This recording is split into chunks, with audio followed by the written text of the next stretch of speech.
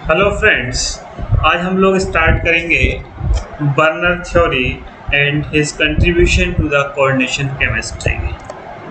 जैसा कि आप जानते हैं कि अल्फ्रेड बर्नर जो कि एक स्विस केमिस्ट थे और इन स्विस केमिस्ट को अपने कोऑर्डिनेशन केमिस्ट्री के काम की वजह से नोबेल प्राइज़ मिला था 1913 में।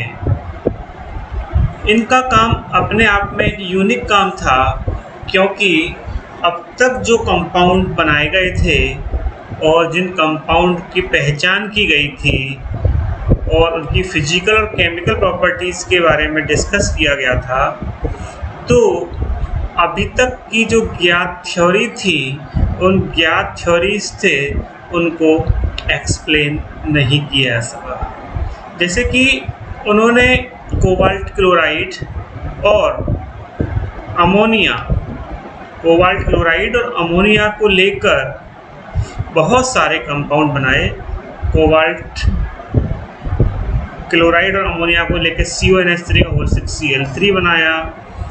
दूसरा कंपाउंड NH3 5Cl Cl2 तो पर्पल कलर का था, ट्रांस वाला ग्रीन कलर का, वॉयलेट कलर का। तो ये कंपाउंड जिनमें कि बेसिक कंपाउंड कोबाल्ट क्लोराइड और अमोनिया थे, इनसे उन्होंने डिफरेंट कलर के कंपाउंड बनाए और उनकी जो प्रॉपर्टीज़ हैं, उनकी जो बॉन्डिंग है, उन बॉन्डिंग को एक बहुत बेहतर तरीके से, यूनिक तरीके से उन्होंने एक्सप्लेन किया और इसी वजह से उनको नोबेल प्राइज़ मिला।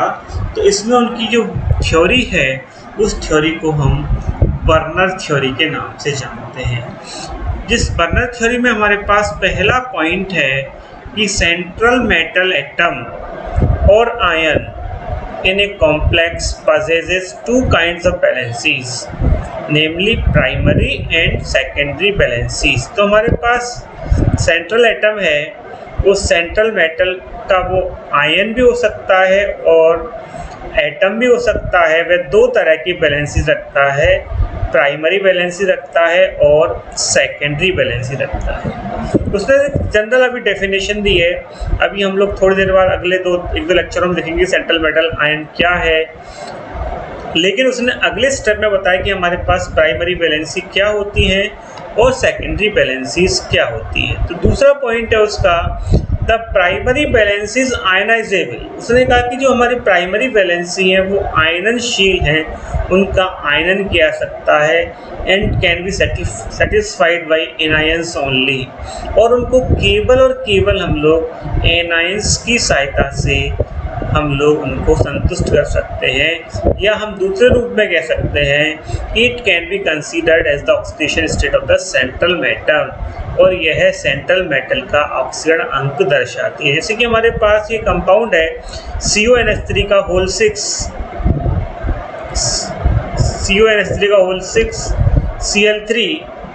इस कंपाउंड में हमारे पास जो है, जो Cl3 जो है, यह Cl3 जो है, ये बता रही है कि हमारे पास तीन प्राइमरी इसकी वो है वैलेंसी, और यह है इसके ऑक्सीडेशन नंबर को बता रही है। 3 प्राइमरी का जो ऑक्सीडेशन नंबर है वो 3 है। इस कंपाउंड में CONH3 का होल 5 Cl एक अंदर है, 2 Cl2 बाहर। जो Cl2 बाहर है वो इसकी प्राइमरी वैलेंसी को शो कर रहा है, जो बता रही है कि इसका ऑक्सीडेशन नंबर 2 है। और इसी तरह से हमारे पास यहाँ पर इसका Cl जो 1 है, यह है इसके एक प्राइमरी वैलेंसी को बताती है, और यह बताती है कि ये केवल और केवल एनायंस की सहायता से संतुष्ट होती है। अगला पॉइंट है हमारे पास, the secondary valency is not ionizable. जो कि हमारे पास सेकेंडरी वैलेंसी है वो हमारी आयनाइजेबल नहीं है, उसको हम लोग आयनन नहीं कर सकते उसका, और और it can be satisfied by both molecules and anions, और ये दोनों तरह से संतुष्ट हो सकती है। हमारे पास न्यूट्रल मॉलिक्यूल्स की सहायता से हो सकती है, एनाइंस की सहायता से हो सकती है, और कहीं कहीं आज की तारीख में यह है कैटाइन से भी संतुष्ट हो सकती है।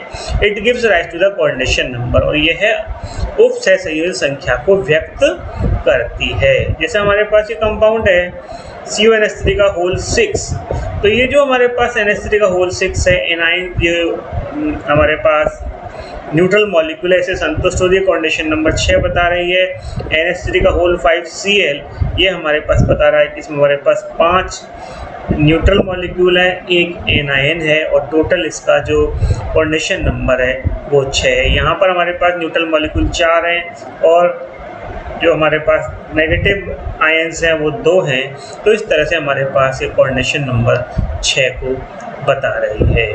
तो ये तीसरा पॉइंट है हमारे पास, और चौथा पॉइंट है जो कि इम्पोर्टेंट पॉइंट, वो भी इम्पोर्टेंट पॉइंट है, the spatial arrangement of the anions and molecules satisfying the secondary valency determine the shape of the complex। हमारे पास कॉम्प्लेक्स में जो सेकेंडरी वैलेंसी है, जो हमारे पास नंबर ऑफ सेकेंडरी वैलेंसी हैं, वो ये बताती है कि हमारे लिगेंड्स किस तरह से अरेंज होंगे। जैसे 6 हैं तो 6 लिगेंड्स ये सेकेंडरी वैलेंसी के रूप में जुड़े हुए हैं, तो ये ऑक्टाइडल में होंगे। यदि आपके पास 4 हैं तो टेट्राइडल में होंगे, एस्ट्राइडल में होंगे। उन सारी चीज़ों को यह बताती है। तो ये सारी चीज़ें हैं जो कि इन 4 पॉइंट्स पर हमारी ये बर्नर थ्योरी टिकी हुई है। इसमें एक दो चीज़ और उन्होंने साथ में लिखी कि the complex species is enclosed in square bracket. जो हमारे पास कॉम्प्लेक्स स्पेशीज है उसको हम स्क्वायर ब्रैकेट में इनक्लोज करते हैं। तो आप देख रहे हो यहाँ पे कि हमारे पास ये जो CuNH3 का होल 6 ये स्क्वायर ब्रैकेट में इनक्लोज्ड है, तो ये हमारे पास कॉम्प्लेक्स स्पेशीज है। और जो रिमेनिंग पार्ट है जिसको हम आउटर स्फीयर बोलेंगे, वह हमारे पास प्राइमरी वैलेंसी को बताता है। Note that the anions in the coordination sphere satisfy both primary and secondary valencies, but the molecules only satisfy balance secondary valency. जो हमारे पास न्यूट्रल मॉलिक्यूल्स है वो केवल और केवल सेकेंडरी वैलेंसीज को एक्सप्लेन करेंगे। तो ये चीज़ें हैं जिसकी सहायता से हम बर्नर थ्योरी को एक्सप्लेन कर पाते हैं। जैसे हमारे पास अगली एक टेबल से हम लोगों ने समझने की कोशिश की है। कॉम्प्लेक्स है हमारे पास, प्राइमरी एंड सेकेंडरी वैलेंसीज है और पॉसिबल शेप है। जैसे हमारे पास कॉम्प्लेक्स है NiCO का होल 4 स्क्वायर ब्रैकेट में है, स्क्वायर ब्रैकेट से बाहर कुछ नहीं, इसका मतलब सिर्फ प्राइमरी वैलेंसीज की 0 है।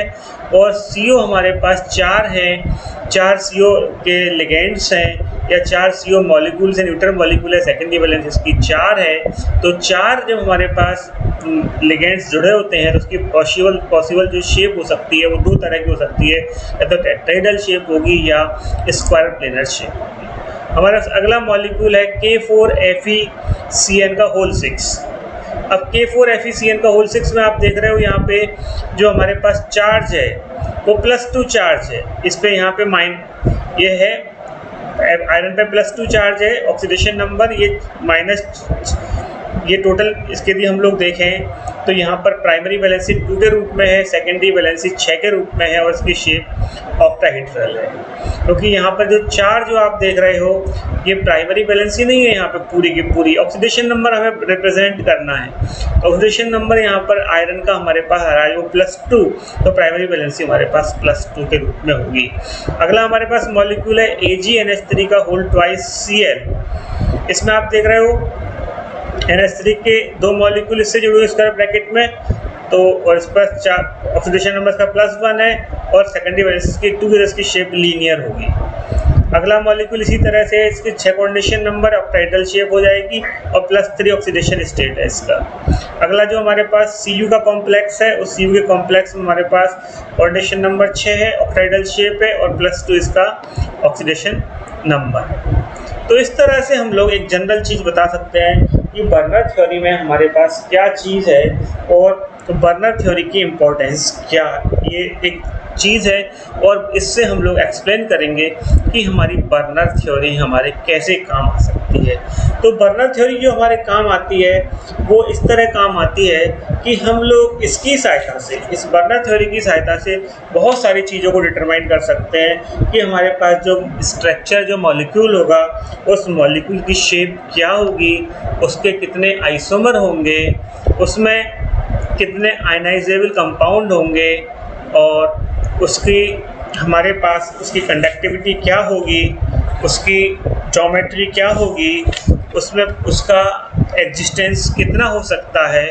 उन सारी चीज़ों के बारे में हम लोग, मैं सोचता हूँ आज का लेक्चर लंबा हो जाएगा, तो हमारे लिए आज के लिए इतना पर्याप्त है कि हम लोग ये चीज़ देखें कि हमारे पास जो बर्नर थ्योरी है वह बर्नर थ्योरी किस तरह से एक बहुत मील का पत्थर साबित होती है। और मील का पत्थर साबित होकर हम लोग कल ये है देखेंगे कि जो बर्नर थ्योरी है, उस बर्नर थ्योरी का जो उसके सिद्धांत हैं, जो उसके पोस्टुलेट्स हैं, उन पोस्टुलेट्स को हम आगे कैसे एक्सप्लेन कर पाते हैं, हम लोग कैसे उसकी सहायता से हम लोग देख पाएंगे कि हमारा जो केमिस्ट्री है वो केमिस्ट्री कितना इजी हो जाती है।